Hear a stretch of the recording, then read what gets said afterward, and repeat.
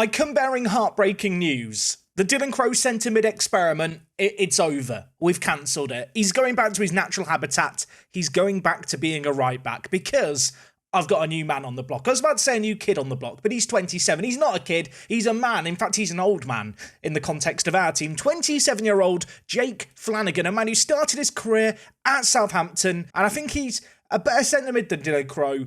And with him in the starting team, Dylan Crow right back just makes more sense. I'm sad about the experiment ending too, but it is for the best.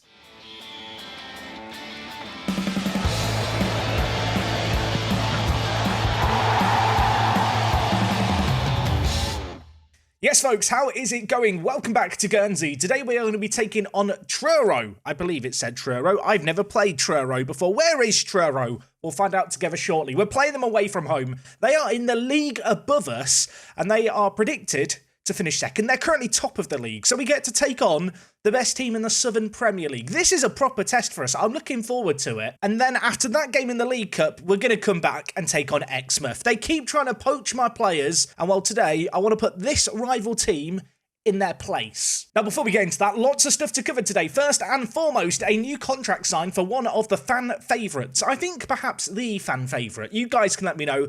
Ellis Vaughan, 17-year-old Welshman, has signed a new deal at the club. He has become the highest earner on £140 a week, which is not a small amount of money, but what I will say is he is only getting paid £25 per appearance, so compared to some of the other players in our team, it's not actually as much. Worth noting, I have added in a little column here of appearance bonuses, just because it's kind of important at this level to know what people are earning. But yes, Vaughan has signed a 3-year deal, which obviously is massive in itself, but to make it even better, there's an optional 2-year extension in this contract for us. So even if he gets unhappy, he's locked here for the next 5 years, and I'm not letting him leave. Besides the contract renewal of Vaughan and the signing of Flanagan, though, not a lot of other transfer stuff going on at the moment. We are now spending pretty much at our wage budget, and to be fair, when I look at our current squad, when I look at the current balance, I just don't think there's a need to sign anyone else right now. Financially, with the current wage structure, we are in a pretty healthy position, £45,000 in the bank. It's a little less than we had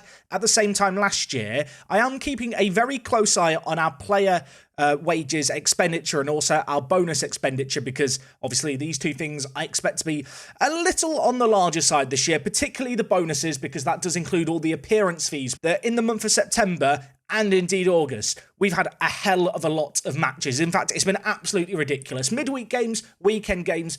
Given the current structure of all our salaries and wages, naturally, we're paying a lot of money at the moment. Hopefully, when we're back down to kind of 4 games a month, the appearance fees will have that little bit less of a hit on the finances. You might have spotted it in the top corner. We have played a lot of Football Manager since you were last here. We are at the end of September. When I left you, it was the middle of August. And in fact, when we look through things here, we have played 9 matches in total. Normally, I cover everything chronologically. There's quite a lot of different competitions going on. So we're going to do it competition by competition, starting with the one we crashed out of, the FA Cup. Of course, we won that preliminary round last episode. After that, we had Haringey Borough, a team who play at the same level that we are currently at. In that game, a 1-0 win. Not the most convincing of results, but Shatayo on the score sheet. 7 goals in 7 league games, 2 goals in 3 in the FA Cup, 1 goal in 1 in the FA Trophy, and, well, his goals saw us get through that round. Unfortunately, we did get knocked out not long after in a home game against Atherton Collieries. I have almost certainly said that incorrectly, but we're just going to go with it. Now, they are a team that play in the tier above us, so we always knew this was going to be a tall order, but to be honest, we went toe-to-toe with them for the most part. They scored early on, we battled back bravely,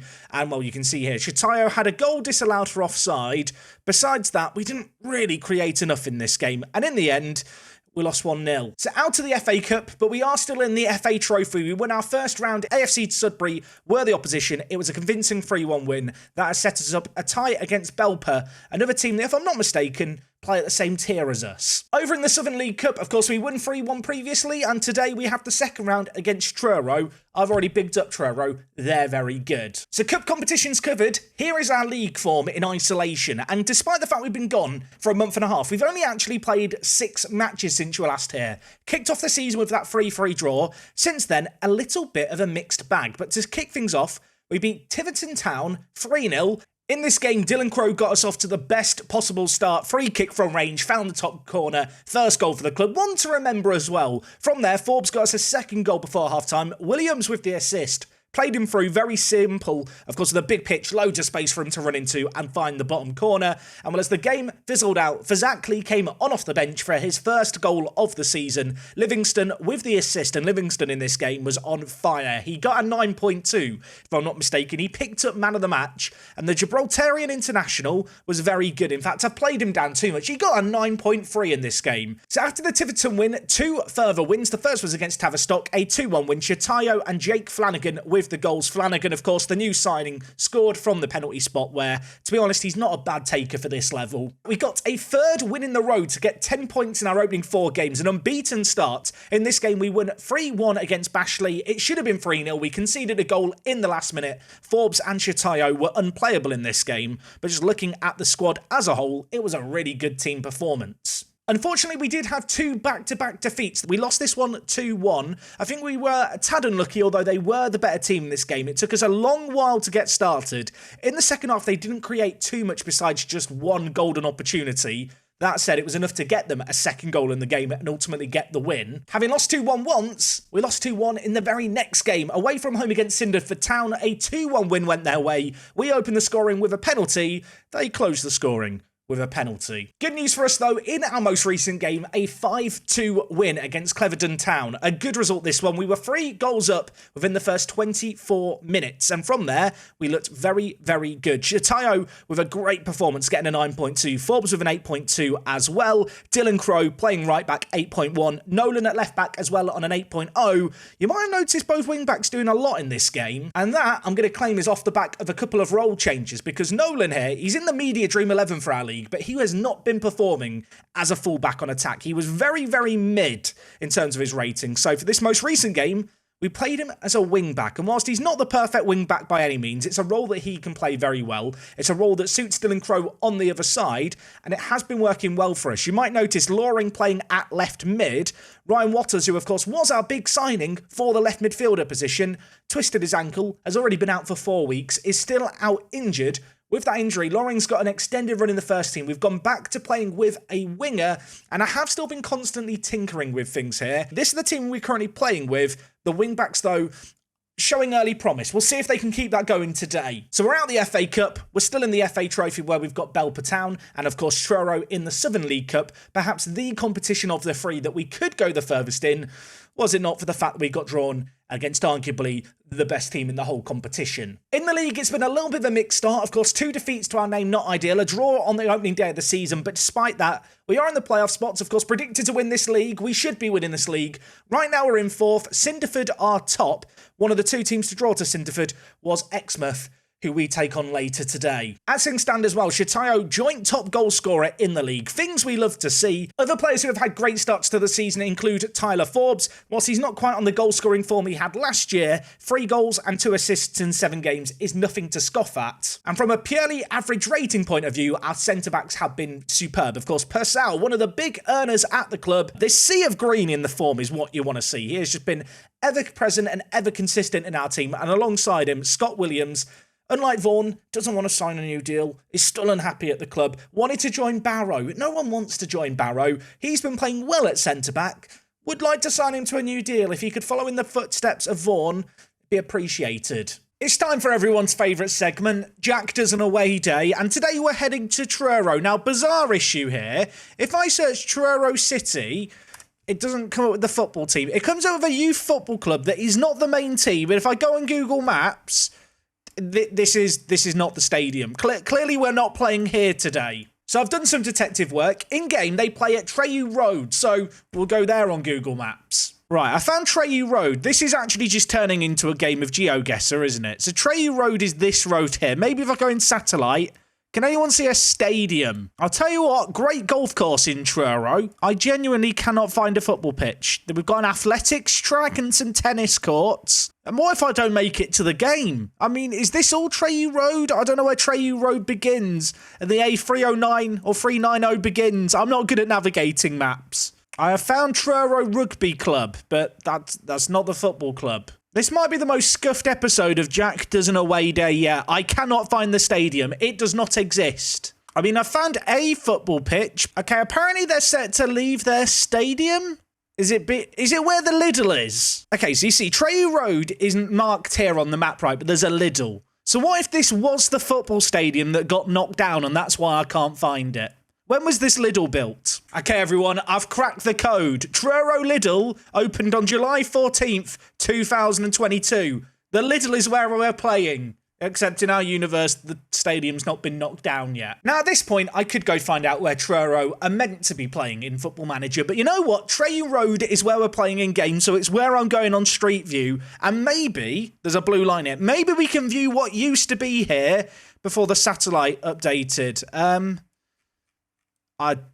Or maybe not. This is from November. This is literally from last month. Google, why did you update this so soon? Maybe they'll have old footage down the road before the Lidl was built. Is there any remnants of the football stadium?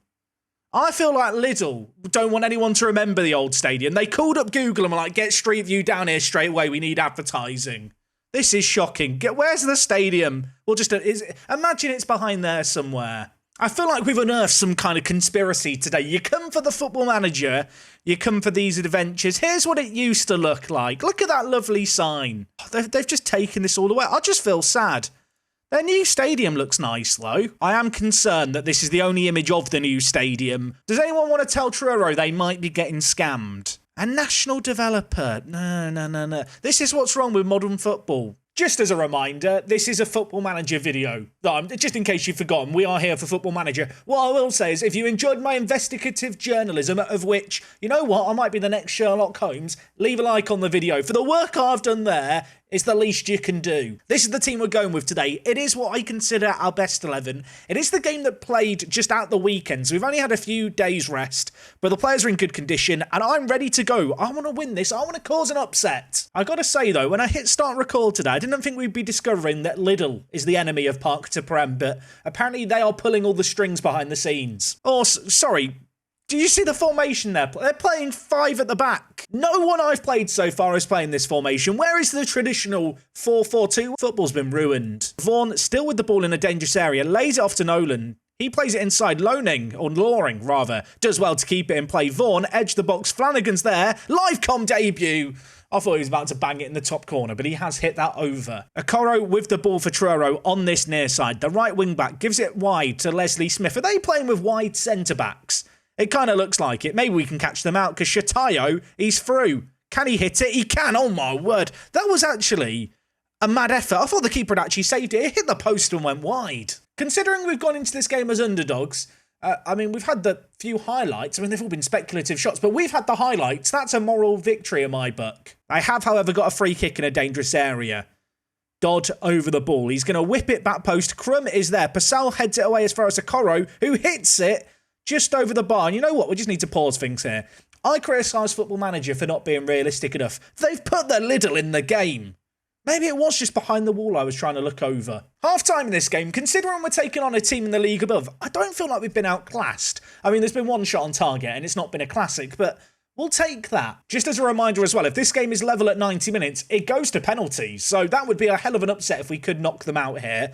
I am concerned that having played at the weekend, we might run out of steam in the latter stages of this game. And, well, Churro showing that they do have a little bit of quality. That effort was not far wide. Forbes hasn't been good in this game. He's on a yellow card. I'm going to be sensible. I'm going to take him off. We're going to bring in Ollie Thomas for him.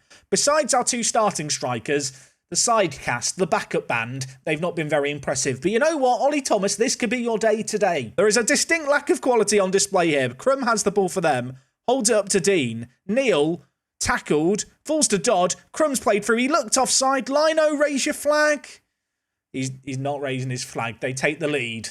Tell you what, the first half was not too bad. Start of the second half, slightly less good. And more annoying that on the replay, it's quite clear he was onside. There's 20 minutes left. I've got to change something. Going to tell our wide players to get further up the pitch here. We can probably also tell the wing-backs to go more attacking too. Given the fact they're playing with wing-backs, it's not like they're going to double up in the wide areas. And in fact, it might be in our interest to try and double up on those wide areas. Don't want to throw fan favourite Dylan Crow under the bus. 6.2 for the right-back. He's coming off for Ellis Johnson. And you know what? I'm going to bring in Lucas Davidson for Livingston. 3 minutes left. We're not going to concede anymore. It feels like this game's going to fizzle out. It's 1-0 Truro. Did create a lot of chances in the end. Didn't get any of the highlights of them, but we did actually not do too bad once we changed to that wider style of play. 3 shots on target in the entire game. I'll level with you, finding the stadium was more entertaining than the match itself. On the one hand, disappointing we didn't even score a goal, disappointing it wasn't the most entertaining of games, but let's look at it pretty objectively here. Truro playing the league above us, they are unbeaten after 7 games and top of the Premier Division. This is the league I want to be competing in, and I feel like on the face of that performance we just watched, we're not a million miles away from the quality required to do that. Now, as I already mentioned, second game we're going to do today is against the closest team to us geographically in Exmouth. They're in 7th. It's a game at home. We have got 2 games in between against Belper Town and Horndean. No disrespect to either of these teams. They're not Exmouth. I'm going to join you for the local derby. It's in 17 days. Don't go anywhere. The FA Trophy dream is over. We lost to Belper Town 2-4 at home. Disappointing result really, but Belper Town are not a bad team by any means. In the end, we didn't really get going in this game until late. They took the lead early on, and by the time we started to play better, it was too little too late. Belper Town, a team who were actually relegated from the tier above us last year, and at the same level that we're at, albeit up in the northwest, they currently sit behind Concert, which if I'm not mistaken, Concert were one of the big rivals of Towlaw Town back in the original Park to Prem. So disappointing to crash out the FA Trophy. In the league though, a slightly different story. A 2-1 win against Horndean. This result felt important. Now, unfortunately, in this game, we had an injury, which meant Fazakli had to come into the team. And, well, you know what? Maybe it was a good job he came into the team because he got one of 2 goals for us in this 2-1 win. Took the lead just after half-time. They responded not too long later, though. Horndean, a team doing okay at the moment. The kind of team that if we want to get promoted this year, we need to beat, albeit away. In the end, it took a corner very late on. Dylan Crow, he got a very bad rating in the FA Trophy game previously. He turned provider here, crossed it to Captain Fantastic in Forbes. He scored at the back post, a very important goal. Unfortunately, he's not here today because he's on international duty. A couple of other players not here for this game against Exmouth, which you think they'd want to, play in this local derby. Livingston is playing for Gibraltar. Chitayo, our other striker, has an injury, has done a fitness test and passed it, and I probably wouldn't play him ordinarily. Think he's going to have to play this one. A couple of other players not available for this game because I've released them or sold them. Of course, we're at that point in the year where there's a few players who I'm maybe viewing as surplus, players who want to leave and get first team football, and with that in mind, I've released them if they come to me and complain, especially when they've not got contracts. So apologies to Charlton Gavain. Frank Tobin, another one that bit the dust. Moment of silence, please, everyone. Bow your head.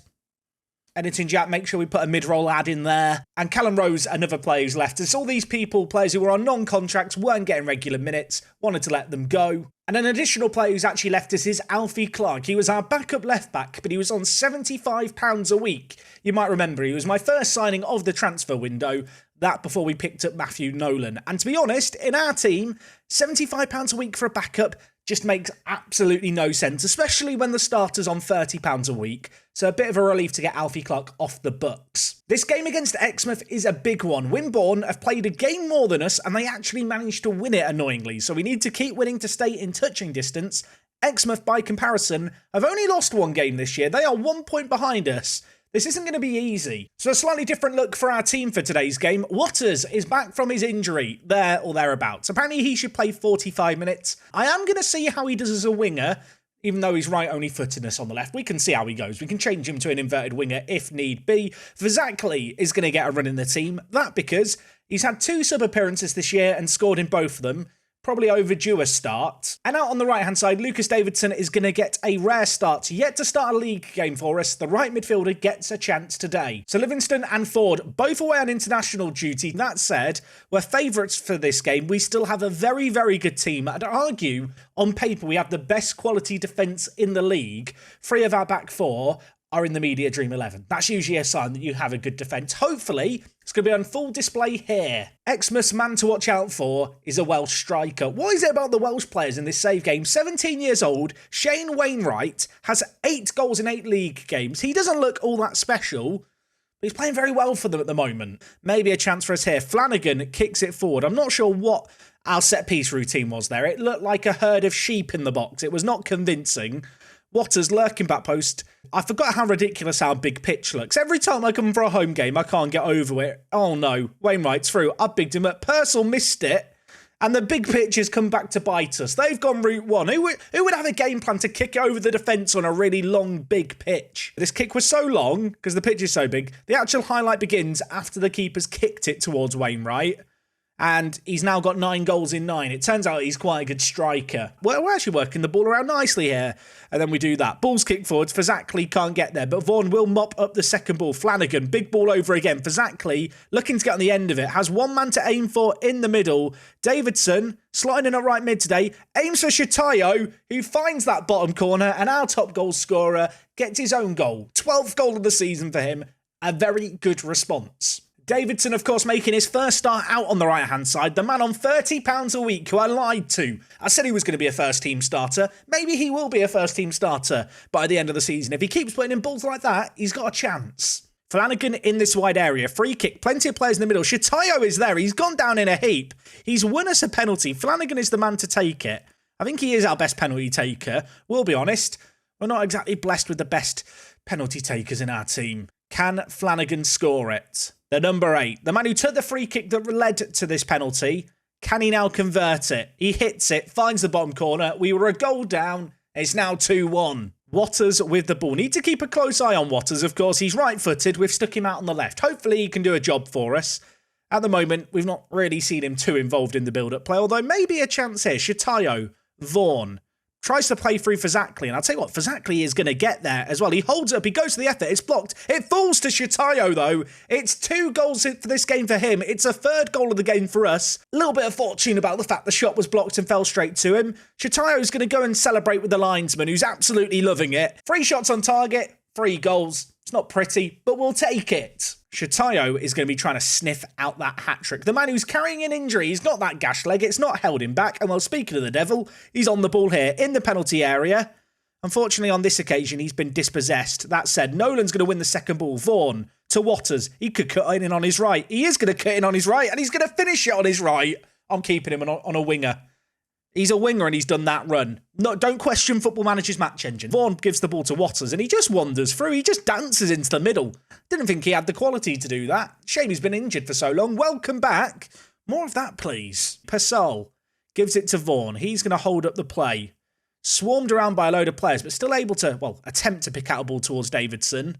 That said, they have dealt with it. Can't afford to get too carried away just yet. And while Wainwright, he could be through again. That is not a challenge attempt for the ball, is it? And he's found the back of the net. Turns out that they can use the big pitch to their advantage as well. I've also realised why it looks like the players are running so slow. It's because the length of the pitch is ridiculous. Our pitch is 120 metres long. And as a result, when a player like Wainwright is quicker than your defender, the gap gets bigger because he's got a bigger distance to cover. We're going to bring in Shako out on the right-hand side. I'm also going to bring in, I think, Grooms in the middle, just for Vaughan, to give him a little bit of a rest. Scott Williams has not had the best of games in the defence. He's still a little bit unhappy. So, going to drop him, bring in Johnson. A triple sub made. Dear Football Manager gods, don't give me any injuries or red cards now. That's not what I need. We're 4-2 up. We've been 2 goals up before and blown it, but we're not going to blow it today. It finishes here with that scoreline of 4-2. A convincing display. We were the better team. We definitely deserved, all 3 points in this one. Wainwright's very good, isn't he? Would he sign for us? Can I just approach to sign him? No, we've beaten them 4-2, mate. Shane, are you sure you don't want to join? I don't take rejection kindly. I'm going to try and buy him whenever I can, even if it's like in 10 seasons' time. I'm going to buy him and then ruin his career. I'm going to trade him to play right back. We're not in any cup competitions anymore. That's a shame. But we can now fully focus on the league, and having had a couple of months of juggling a ridiculous number of games, to be frank, I'm relishing the opportunity to rest the team, to rotate the team, and hopefully come back next episode and beat Wimborne away. They are currently top. Their salary per year is ridiculous compared to ours. They are spending more than £45,000 more. I'd really like to beat them to the title if we can. As things stand, we are 3 points behind them. Hopefully, next episode, we will be above them by the end of things. Hopefully you guys enjoyed today's episode, a bit of chaotic energy about the Jack Dozen away day, but I hope it made up for the rather bleak first game. The second game, though, a big win against our local rivals, especially with some very big names in our team missing. I'm going to see you guys next time tomorrow, same time and place, to take on Wimborne. It's a must-win game against our biggest promotion rivals. Do not miss it. And other than that, it is me, Jack, and I'll see you in a bit. I'm out.